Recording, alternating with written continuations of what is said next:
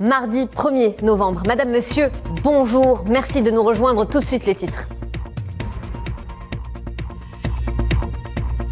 « 31e session du sommet arabe d'Alger. Début des travaux à partir de ce soir au Centre international des conférences. »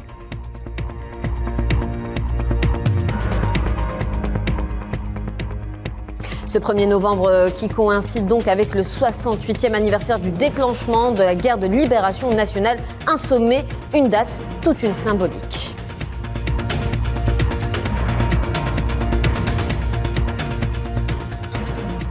Et avant même que les travaux de la 31e session du sommet arabe ne débutent, les prémices du succès commencent à se dégager.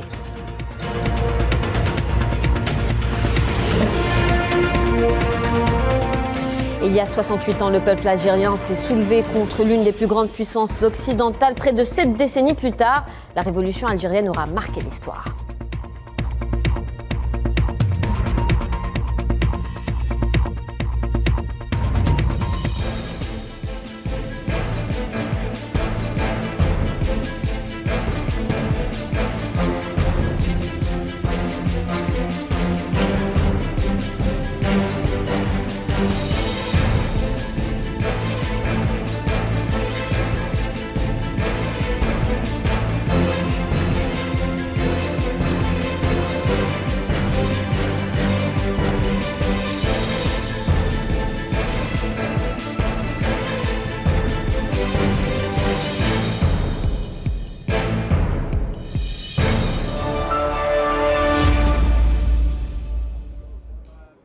Madame, Monsieur, bonjour. Merci de nous rejoindre pour ce 1er novembre, date marquant le 68e anniversaire du déclenchement de la glorieuse révolution de 1954. Ce 1er novembre qui donne une symbolique particulière à ce rendez-vous historique, la 31e session du sommet arabe à Alger. Ce sommet qui s'étalera sur les 2 prochains jours et se fixe l'objectif de parvenir à un consensus sur plusieurs dossiers et défis auxquels est confrontée la nation arabe. Un sommet qui ambitionne d'impulser une nouvelle dynamique à l'action arabe commune. Les travaux débuteront ce soir au Centre international des conférences.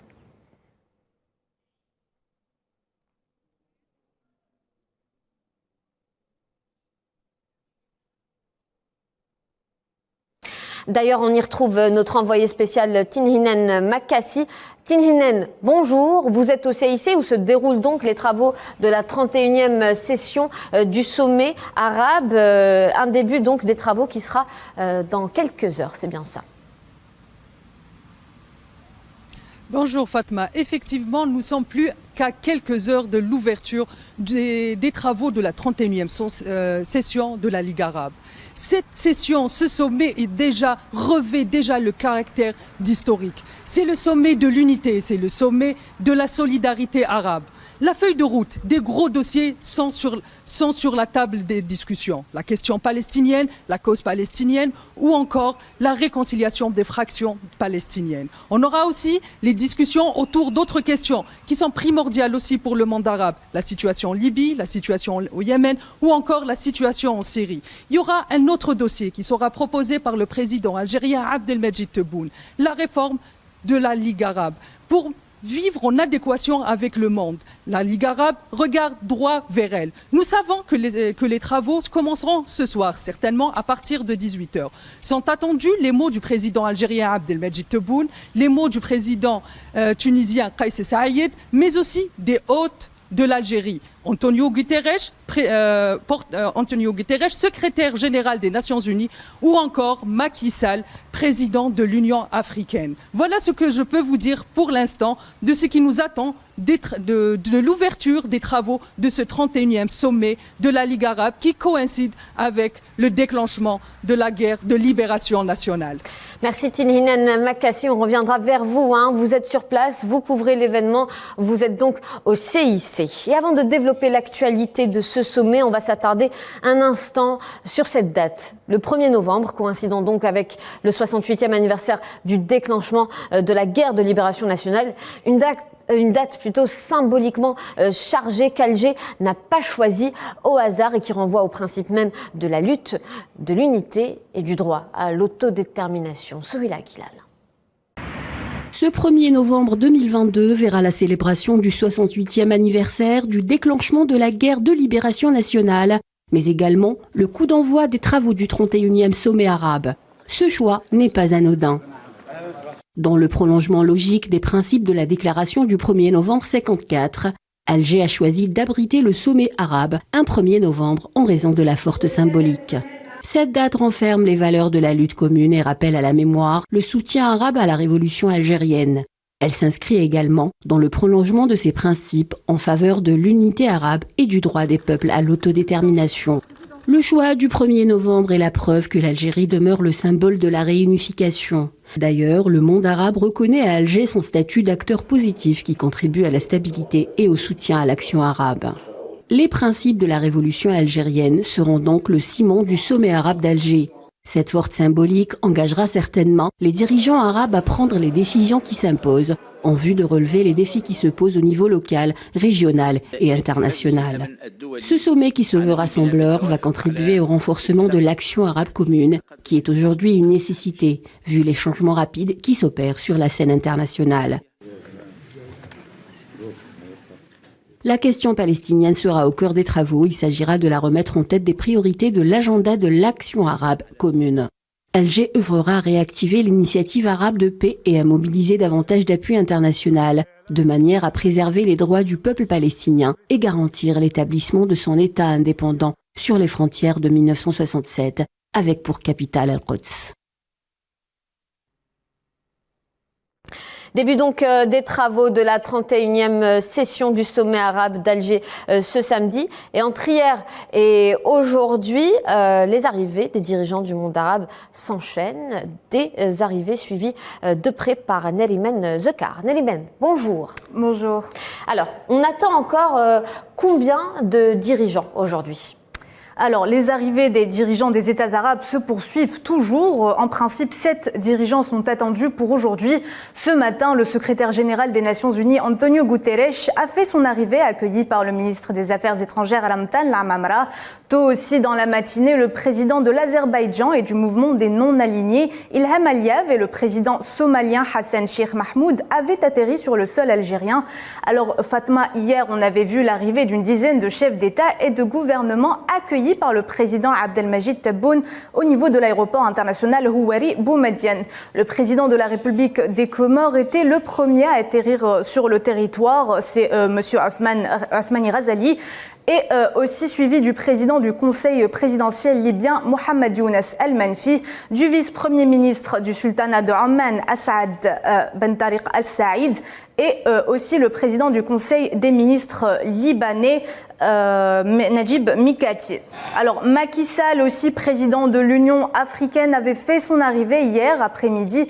Puis s'en est suivi l'arrivée du président palestinien Mahmoud Abbas, du président du conseil de direction du Yémen Rached Mohammed Al-Alimi et du président du conseil de souveraineté de la transition soudanais Abdel Fattah Al-Burhan.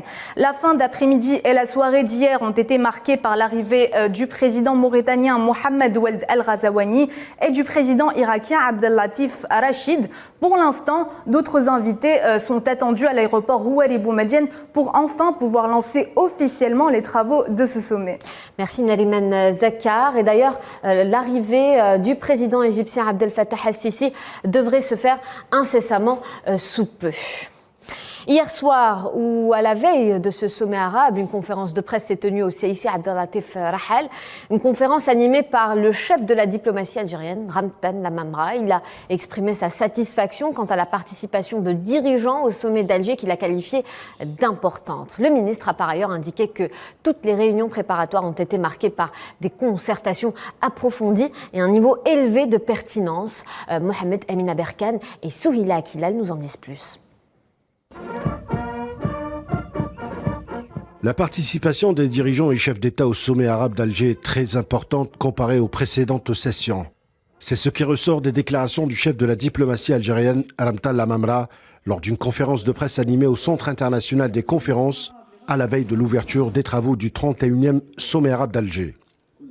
Ramtan Lamamra rappelait au parterre de journalistes présents que les réunions des délégués permanents, des hauts responsables et des ministres des Affaires étrangères ont été marquées par des concertations approfondies, donnant lieu à une révision du projet d'ordre du jour. En d'autres termes, la feuille de route qui sera soumise au chef d'État a connu des changements et revêt, je cite, un niveau élevé de pertinence.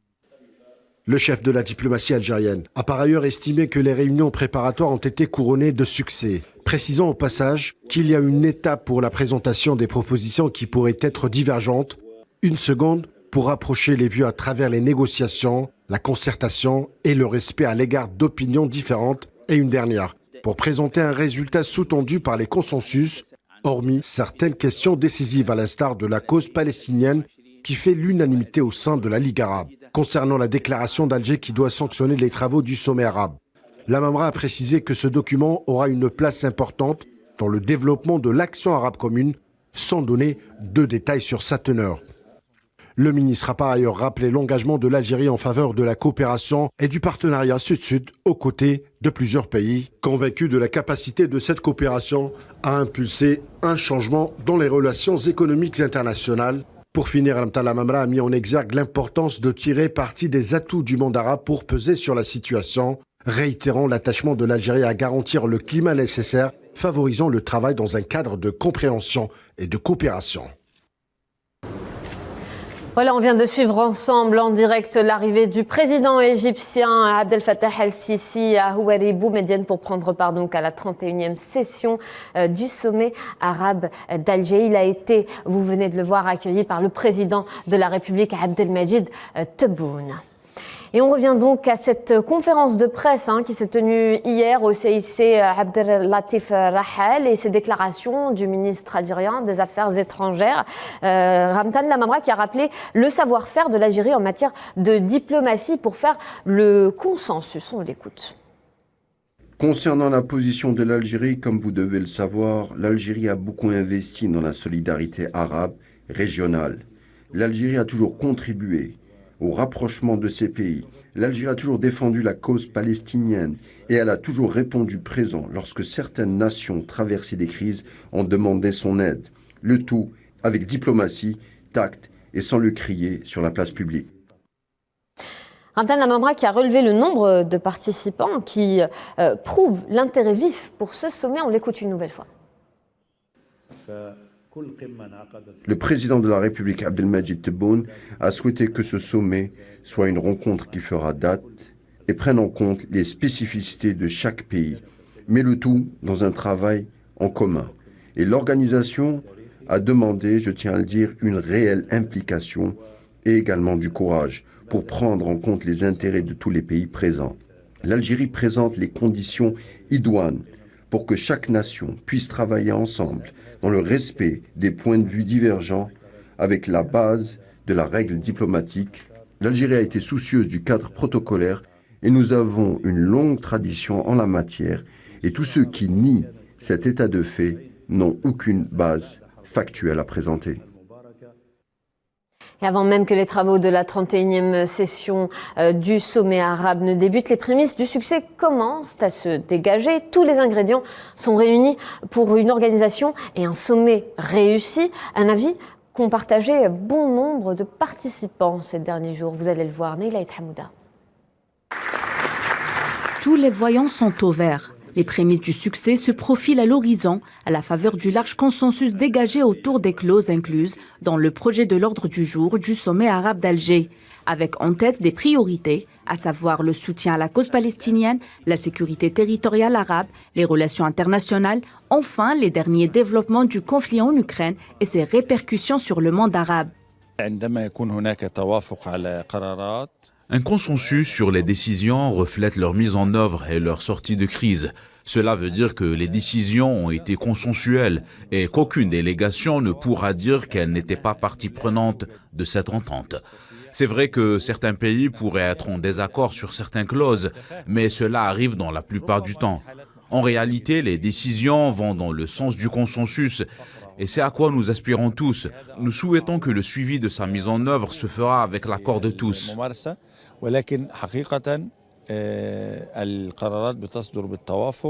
Pour Abdelhamid Chbira, le délégué permanent auprès de la Ligue arabe, la 31e session ordinaire du sommet arabe prévue aujourd'hui et demain sera sans doute couronnée par des résultats importants.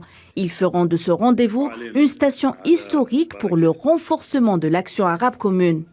L'ensemble des ministres des Affaires étrangères ont finalisé l'ordre du jour prévu pour le sommet de demain et ont dégagé des accords autour de thématiques qui seront soumises à plus ample examen avec plus de détails prévus pour la réunion du 1er et du 2.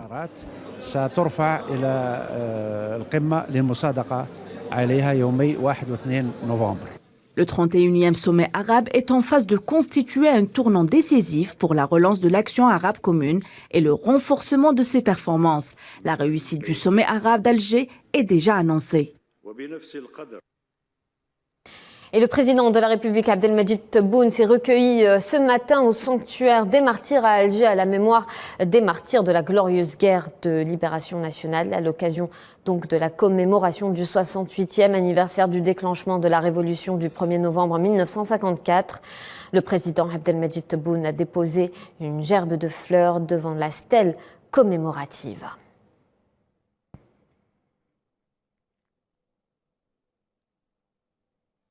Il y a 68 ans, le peuple algérien s'est soulevé contre l'une des plus grandes puissances occidentales. Près de 7 décennies plus tard, la révolution algérienne aura marqué l'histoire du monde et représente un exemple de libération des peuples opprimés à travers le globe. Emin Touta. Une date et une révolution, une mémoire de libération. Le 1er novembre 1954 signe la naissance de la lutte d'un peuple qui s'est soulevé dans les montagnes et dans les villes pour arracher son indépendance. 7 ans et demi de résistance sont devenus une source d'inspiration pour toutes les populations opprimées à travers les 5 continents. Un tournant historique qui a réveillé des nations entières contre la politique coloniale et imposé la réalité de la libération sur la scène internationale, et dont l'Algérie indépendante affirme ses positions fermes envers les causes justes et le droit des peuples à l'autodétermination. Après plus de 6 décennies, l'épopée du 1er novembre et son message constant restent gravés dans la mémoire collective des Algériens et devenue aujourd'hui une référence pour toutes les générations. Une Algérie qui célèbre aujourd'hui cet anniversaire historique tout en affirmant sa position continentale et arabe, à l'image de son rôle dans la réconciliation interpalestinienne et l'organisation du sommet arabe, reflétant ainsi un rôle mondial de premier plan. 68e anniversaire du déclenchement de la glorieuse révolution de libération du 1er novembre 1954. Et à cette occasion, le président de la République, Abdelmadjid Tebboune, adresse un message au peuple algérien sur les réseaux sociaux.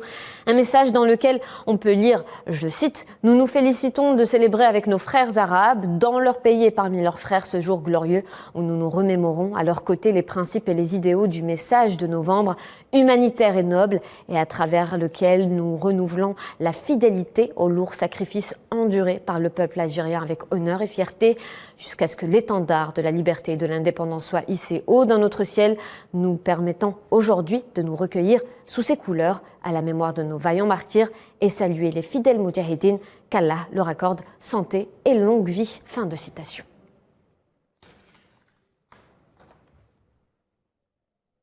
Et voilà, c'est la fin de ce journal. Merci de votre attention. Retrouvez tout de suite Abdelkader Edriyef pour la suite de l'actualité de ce sommet. À tout à l'heure.